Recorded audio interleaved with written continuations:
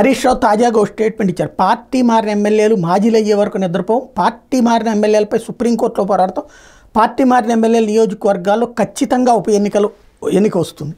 కొంచెం ethical are strategical ఏ కోణంలో నుంచి చెప్తున్నారు? నీవు నేర్పిన విద్య నిరజాక్ష కదా, 2/3 వస్తే అప్పుడు ఏం చేయకూడదు.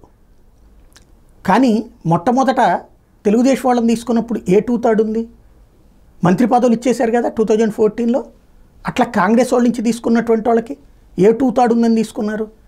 2018లో మళ్ళీ గెలిచినప్పుడు మళ్ళీ తీసుకున్నారు కదా. అప్పుడు మాత్రం ఎప్పుడు తీసుకున్నారు? ముందు ఒకళ్ళు, ఇద్దరు, ముగ్గురు అట్లా వచ్చి ఆ తర్వాత కదా 2/3 చిట్ట చివరిలో.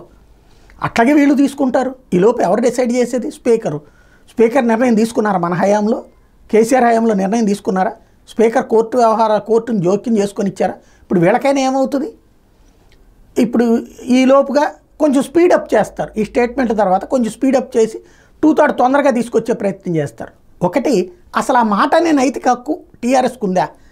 ఎంతమందిని తీసుకుంది? ఎంతమందిని చేర్చుకుని కనీసం సమాధానం కూడా లేదు. మమ్మల్ని చూసి నిన్ను చూసి వెళ్ళినప్పుడు ఇవాళ రేవంత్ని చూసి వస్తున్నారు. ఎథిక్స్ గురించి మాట్లాడాలంటే మనం ఎథిక్స్ ఫాలో అవ్వాలా?